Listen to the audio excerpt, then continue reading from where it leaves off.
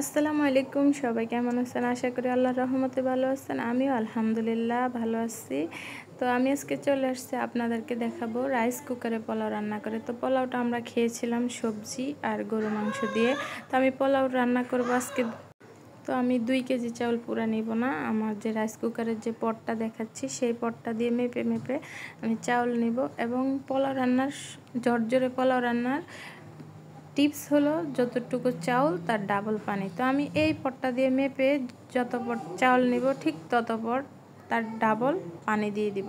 তো আমি যেহেতু এই পটটা দিয়ে চাউল নিয়েছিলাম, এই পটটা দিয়ে মেপে আমি 10 পট চাউল রান্না করব, সেই অনুযায়ী মেপে আমি 20 পট পানি দিয়ে এটাকে এখন আগে বসিয়ে দিয়েছি গরম হওয়ার জন্য। যে আমি রাইস কুকারটা অন করে দিলাম। এবার আমি চাউলটাকে কি করে দেখেন, আমি চাউলটাকে এখন ভাজবো। তো এই পর্যন্ত যে আপুরা ভাইয়ারা দেখতেছো, লাইক না দিয়ে থাকলে অবশ্যই একটা লাইক দিয়ে দেবে। আমি এখানে প্রায় 4 টেবিল চামচের মতো ঘি দিয়ে দিয়েছি, যেহেতু আমার হাজব্যান্ডকে আমি সাদা তেল খাওয়াই না, ও যাতে একটু খেতে পারে সেই জন্য আর কি আমি ঘি দিয়ে রান্না করছি। আপনারা চাইলে সাদা তেল দিয়ে রান্না করতে পারেন। তো আমি আগে প্রথমে এই গোটা মশলাগুলো বেজে নিব। এখানে আমি দিয়েছি তেজপাতা, দারুচিনি, এলাচ আর লং আর মাঝারি আকারের একটা পেঁয়াজ কেটে। তারপর আমি এখন পেঁয়াজটা ও কিছুক্ষণ ঘিয়ের মধ্যে ভেজে নিব।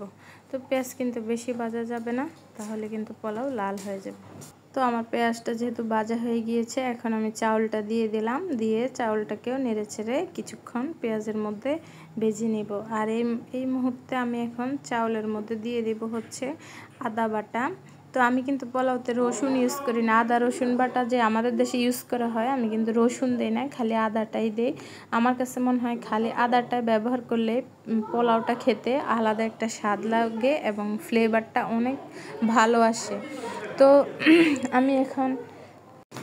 আমি এখন ভালোভাবে আদাটা দিয়ে চুলাটা একটু মিডিয়াম ফ্লেমে রেখে চাউলটা ভেজে নিব।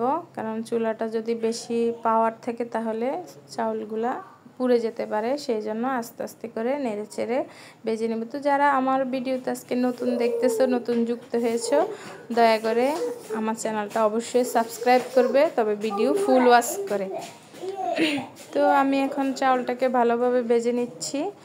চাউল যত ভাজা হবে পোলাও কিন্তু খেতে ততই মজা। আর এখান দিয়ে দেখাচ্ছি আপনাদেরকে আমার রাইস কুকারের পানিটা কিন্তু গরম হয়ে আসছে। আর আমি এখন দিয়ে দিব এখানে পরিমাণ মতো লবণ দিয়ে আবারও এটা নেড়ে ছেড়ে কিছুক্ষণ চাউলটা ভেজে নিব। চাউল ভাজার উপরেই পোলাওয়ের স্বাদ কিন্তু নির্ভর করে, মানে আমার কাছে এটা মনে হয়। তো আমার চাউলটা যেহেতু এখন ভাজা শেষ, আমি এখন এটাকে রাইস কুকারের যে পানিটা দিয়েছি, পানিটা আমার গরম হয়ে গিয়েছে। এখন আমি এই চাউলটা রাইস কুকারের মধ্যে দিয়ে দিব।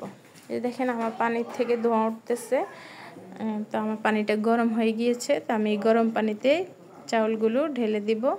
আর অবশ্যই রাইস কুকারে রান্না করলে পোলাওটা কিন্তু ঝরঝরা হয়, মানে নাড়াচাড়া ঝামেলা নাই, নিচে দিয়ে লেগে যাওয়া পুড়ে যাওয়ার ঝামেলা নাই। তো আমি মনে করি যেসব ভাইয়ারা আমার ভিডিওটা দেখতেছো প্রবাসে থাকো, তোমরা এই রেসিপিটা ফলো করলে অনেক বেশি উপকৃত হবে।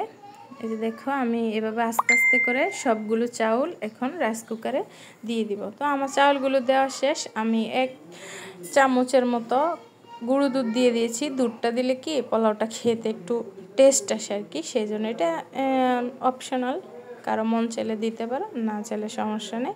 তো আমি কিছুক্ষণ পরে ফিরে আসব। আমার পোলাওটাই যে আমার দেখেন আমার রান্নাটা শেষ, সুইচটা অফ হয়ে গিয়েছে।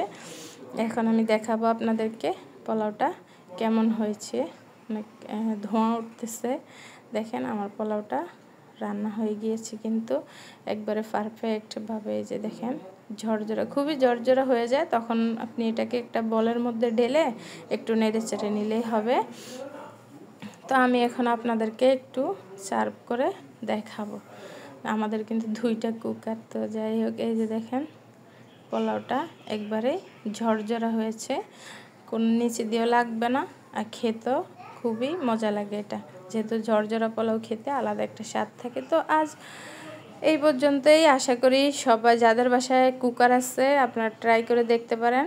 তো আমার কিন্তু সময় খুবই কম হাতে, সেই জন্য পেঁয়াজ বেরেস্তা দিয়ে ওভাবে ডেকোরেশন করে দেখাতে পারি নাই। আসলে যারা আমরা প্রবাসে থাকি তারাই বুঝি প্রবাসটা আসলে অত সুখের জায়গা নয় সবার জন্য। তো এই যে আমরা যে সবজি দিয়ে আর গরু মাংস দিয়ে এই পোলাওটা খেয়েছি, খুবই মজা লেগেছে। তো আজ এই পর্যন্ত, ভালো থাকবেন সবাই, আল্লাহ হাফেজ, আসসালামু আলাইকুম।